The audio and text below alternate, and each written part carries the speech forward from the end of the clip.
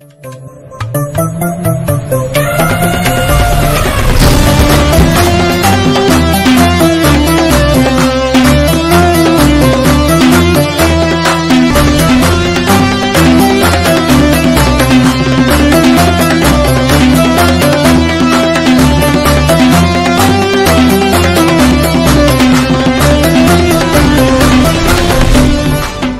the triple them bless you. Today we are going to have a very important session on our TV. Today we have invited Reverend Upali Thero, who is from USA, and first session we could discuss many things about meditation and the Buddhism.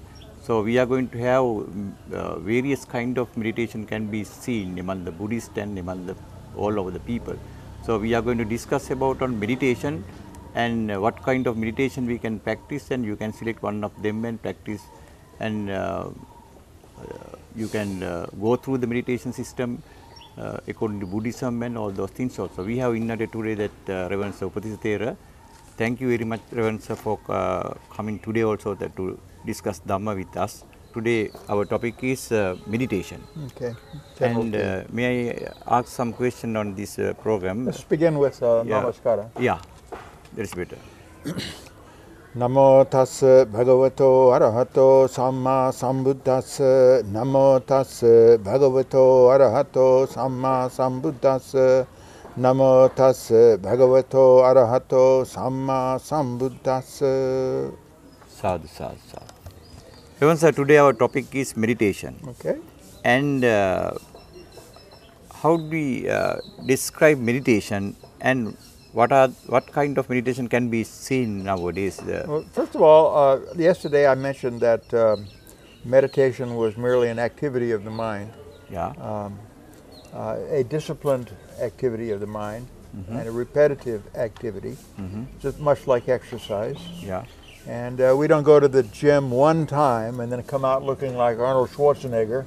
Sure. We don't meditate one time and expect to have some kind of a great deep awakening. Yeah. That means that we have to take some time to get the results. Keep practicing, and over time we discover differences. It depends on the practicing. Well, doing it is important, doing it. So I would like to talk first of all about the benefits. Yeah. The benefits of practicing meditation. Any kind of meditation benefit. Meditation in general. General, yeah. We can divide them into bodily benefit, a daily life kind of a benefit, and a spiritual benefit. Yeah. The bodily benefit.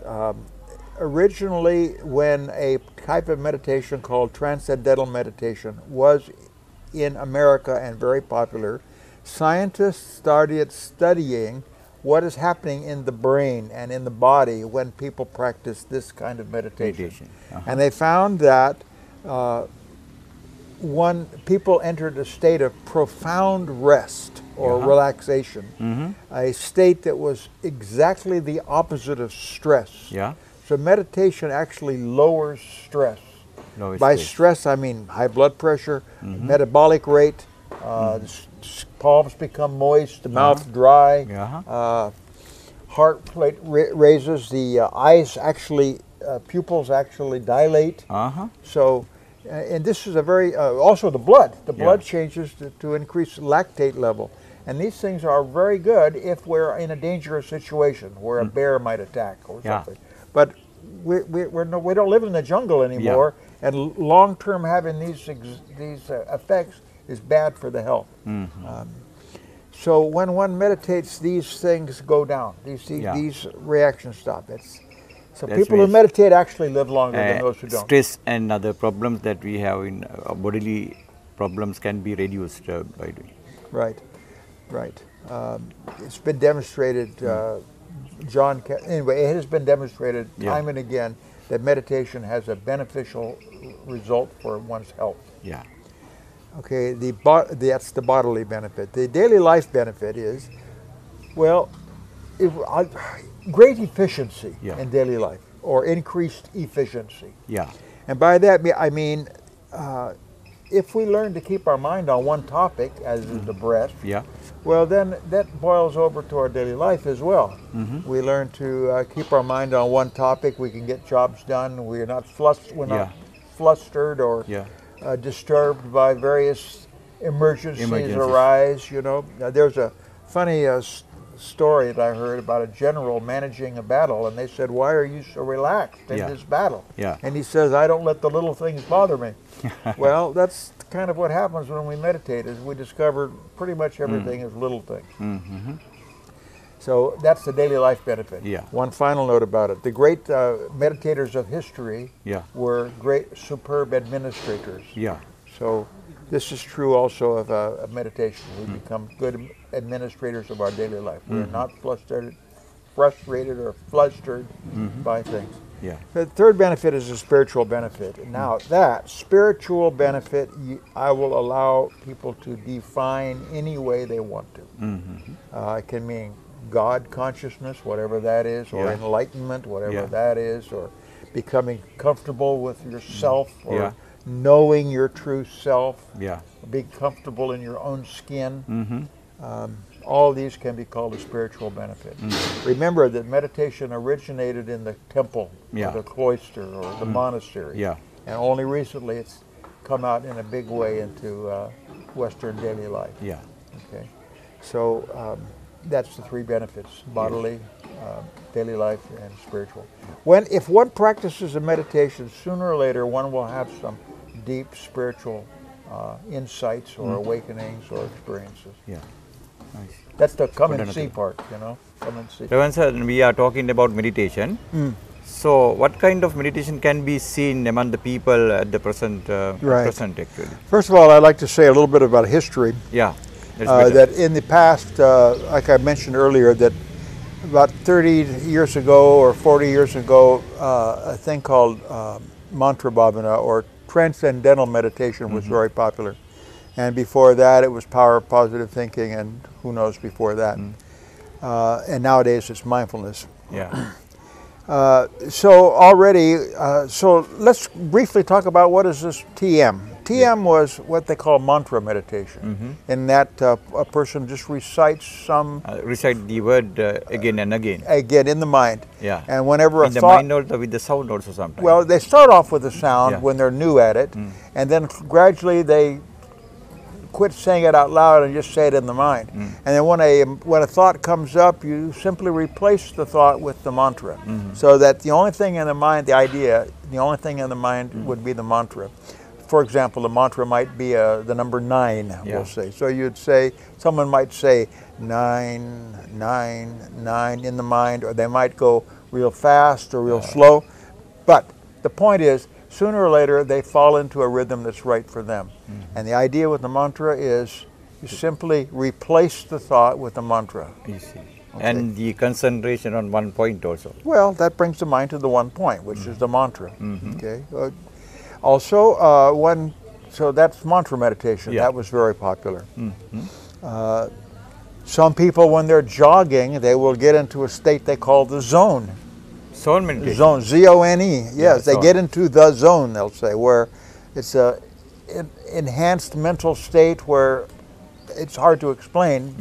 But those who have done this, they know what I'm talking about. So that's a movement meditation, you see. Some dancers can get into the zone, some joggers. Some people will get into the zone when they are doing some kind of an activity that they're totally at one with. Can be homework. And when one is in the zone, one is totally engrossed in what one is doing, and then all of a sudden you realize that time has gone by. Time has been forgotten. So that's a movement meditation. Now we do walking meditation, for instance, where we might... So walking meditation is very important for the people. Yeah, we just simply pay attention to walking. Walking fast, walking slow. One can walk, while walking, be focusing the mind on one point, or one could actually just be letting the body itself be the focus of meditation. So they can focus on the footsteps also. Another kind of meditation that is very popular, especially on YouTube, is visualizations. Imagine you're sitting in a forest, or you're by the side of a river, and you think of this, and just put yourself into that position and just stay there with all the emotions and feelings that arise when one is... There's the imagination. And this imagination. You know, when I was a youngster, there was we studied judo, you know, we went to judo class.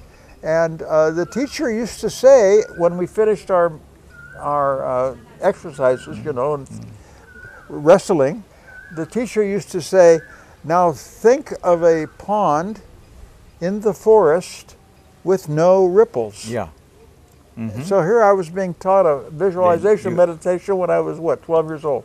Yeah, without knowing those things, just you imagine That's what it was, just imagine it. Yes, exactly.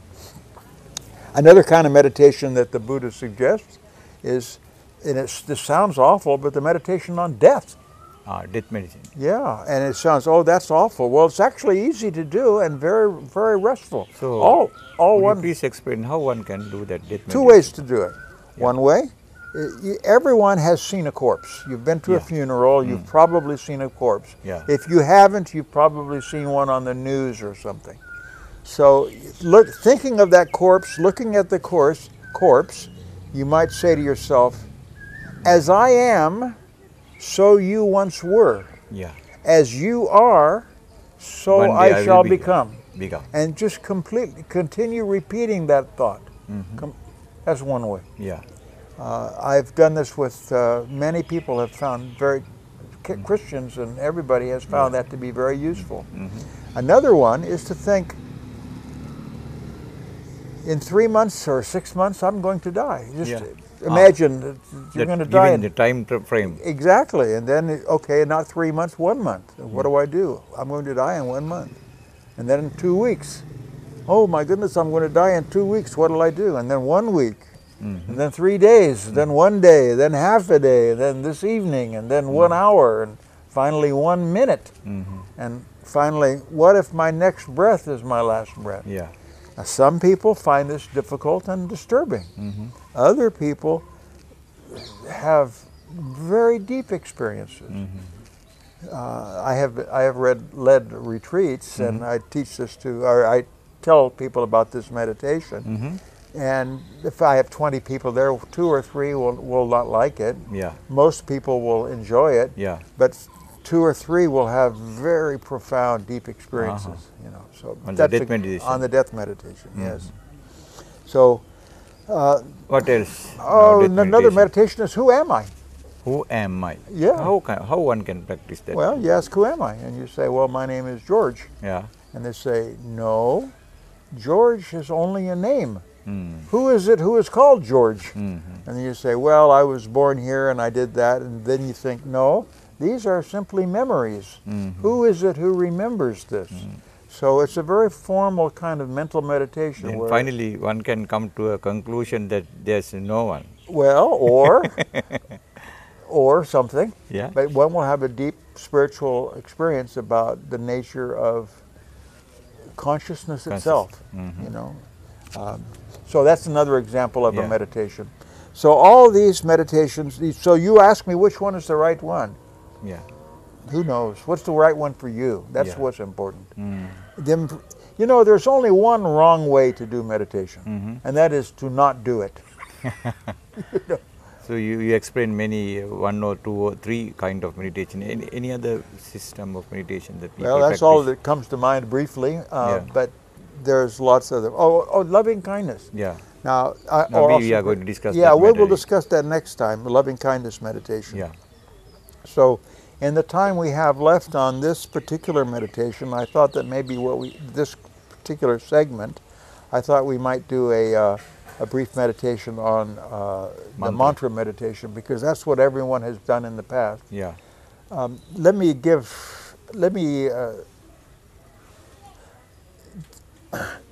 There's a book called The Cloud of Unknowing. Yeah. And it was written around 1100 AD in England, in Latin, by a Christian monk. And basically he talked about mantra bhavana, okay? Where the one word that he utters to himself would be something like love, or forgiveness. That means that your mind does, one who does that mantra bhavana, the mind does not go out of the concept, and always the mind aim at one point. At the one point. Now, one of the characteristics of transcendental meditation or mantra meditation is that the mantra itself had no meaning. It was just a sound. Yeah. So that one did not chase after the sound and think of the word and think about concepts and meanings. It was just a sound. But that's one way. Oh, there's one more meditation. We're sitting here. It's called contemplation. Here's a little pebble. Yeah. We just simply look at the pebble. Yeah. That's all. Something small like this.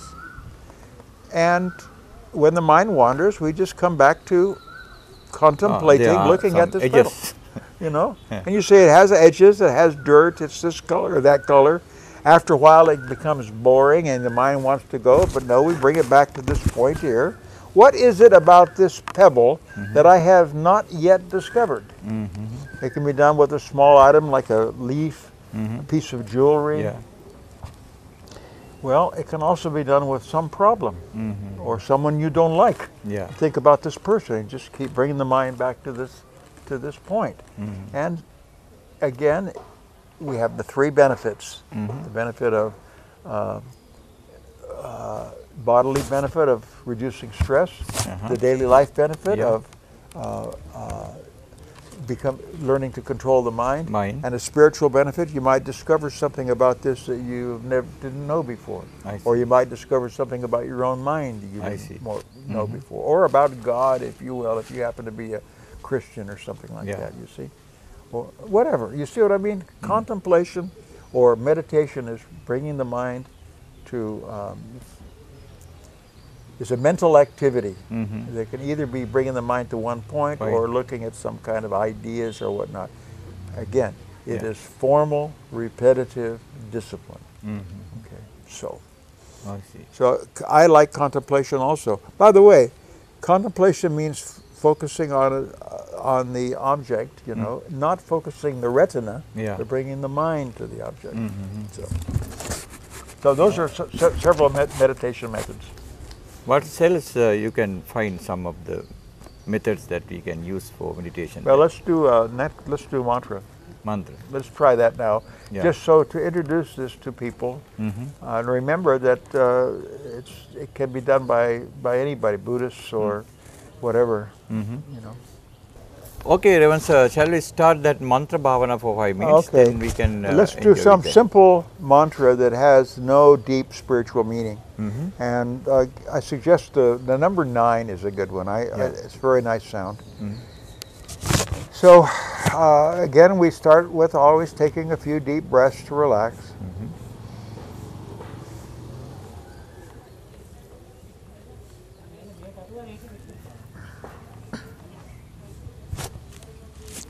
And when the body has relaxed,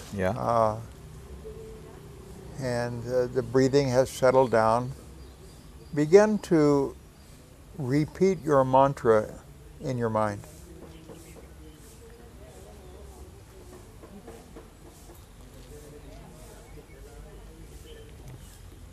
You may say the mantra 9 fast or slow or something in between.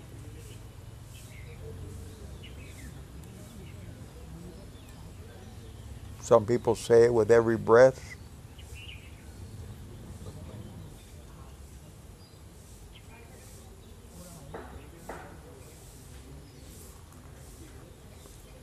Now thoughts arise.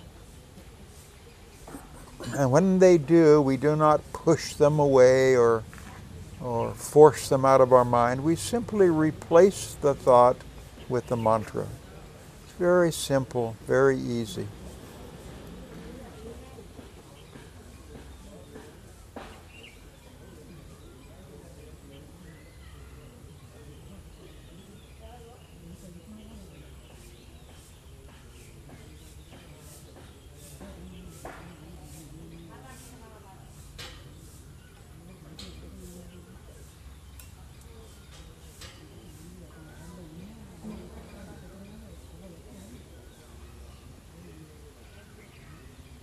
When one hears sounds, one may think about the sounds, but just replace that sound with the mantra.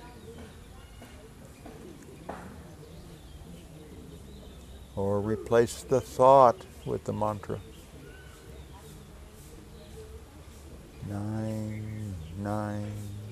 9.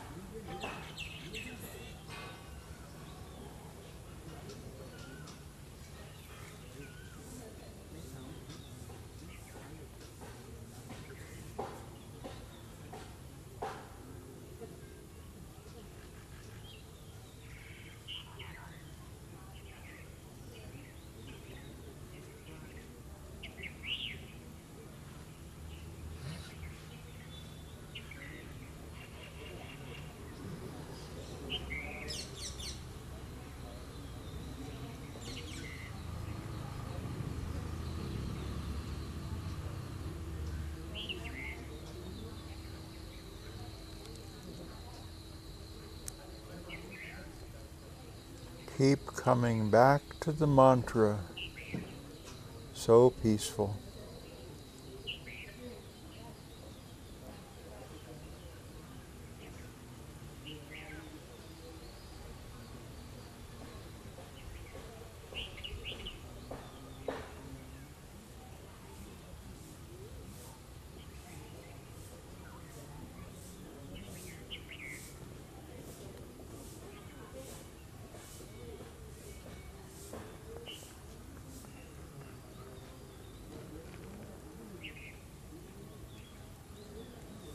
All right, let's bring this meditation to a close, coming out of it slowly and gently. Sadhu, sadhu, sadhu. Okay, thank you very much, Reverend Sir, that giving us very good advices and something about general understanding on meditation. So, shall we meet one day? Okay, in conclusion, I would like to just say that the last time we did mindfulness, this time we did mantra. When I have a new group of people who have never meditated, I ask them, how many like the mantra better? And half of them raise their hand, and or a third of them. And how many like the mindfulness better? And another third raised their hand. And how many people had trouble? And that was the other third. So what is the right meditation? For some people, mantra is good. It depends on the people. Exactly. So we'll talk about yet another meditation the next time. Next time.